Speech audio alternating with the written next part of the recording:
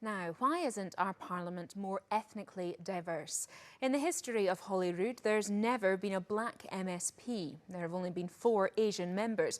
All of them have been men. With the next elections just months away, now is a critical time in the process of deciding who might stand. The Nine's political correspondent Lindsay Bewes now assesses why ethnic minorities are underrepresented and what might change.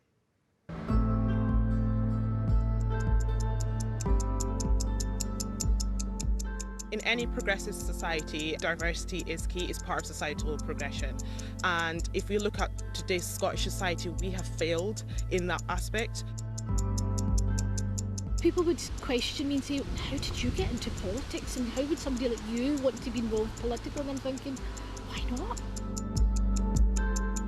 The moment you walk into Holyrood, it's quite obvious that you're sort of one of few people in Parliament from an ethnic minority background.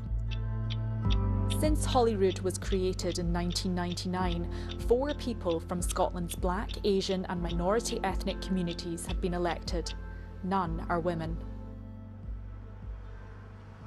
If we look at our black minority ethnic population, for instance, we've got 1% who are black, and then if we include the Asian and minority ethnic, it's about 5%. It might seem small, but if we look at 5% of 5.5 million, we're talking about hundreds of thousands of people. So that's hundreds and thousands of people that you're ignoring.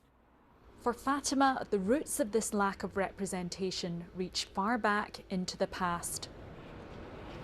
So I think we need to look at our Scottish history and our how our society is rooted in systemic racism and oppression and unconscious bias, to the point that we don't even realise that we're doing it.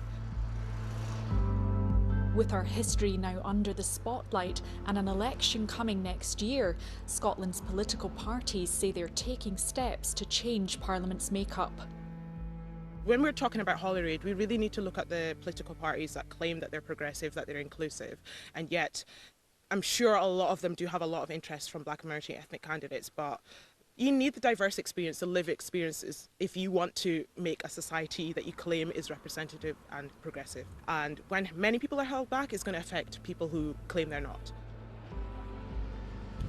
I think to some extent, ethnic minorities are sort of burdened with having to find the solutions to problems that are very much out of their control. Rafe interned at Holyrood through Glasgow University's John Smith Centre. It's now giving half of its internships to black, Asian and minority ethnic students. Is it time for similar measures when it comes to selecting candidates? Yeah, I think all women shortlists have been incredibly effective in the Labour Party in particular. It's reshaped the composition of that party and helped put more women in politics and actually at the fore of politics. You can have ethnic minority shortlists as well. And there's nothing to say that you don't have shortlists which have black women and Asian women in particular to actually help both with gender composition and ethnic minority representation. When I stood in 2012 as a Muslim woman, women of colour, hijab women as well, some of the comments I heard were, oh, you know, she's unelectable, she needs to be more modernised. And I think that hurt, and somebody even said to me that, I don't know if, you know, she doesn't come across as being Scottish enough because of the way I dress, the way I choose to dress. Saria is a councillor. She's run for election at Holyrood too.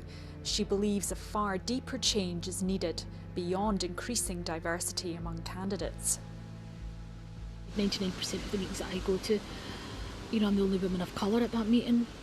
In policy decisioning and in terms of policy shaping, it's not acceptable. You know, and I know from my lived experience there's no lack of talent and no lack of aspiration and no lack of ambition, and there's got to be a recognition something's happening between people getting to that stage.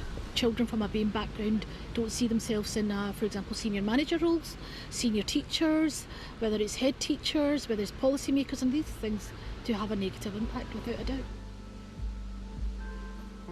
I realise more and more that I have to deal with the sexism, I deal with racism, and I also deal with Islamophobia as well. But if I was to sit back and say, you know what, I'm not going to do this because it's really tough, then who's going to come forward? We need to show that it is possible and that we can do it, and we need to show more and more, and we want more and more people to come forward.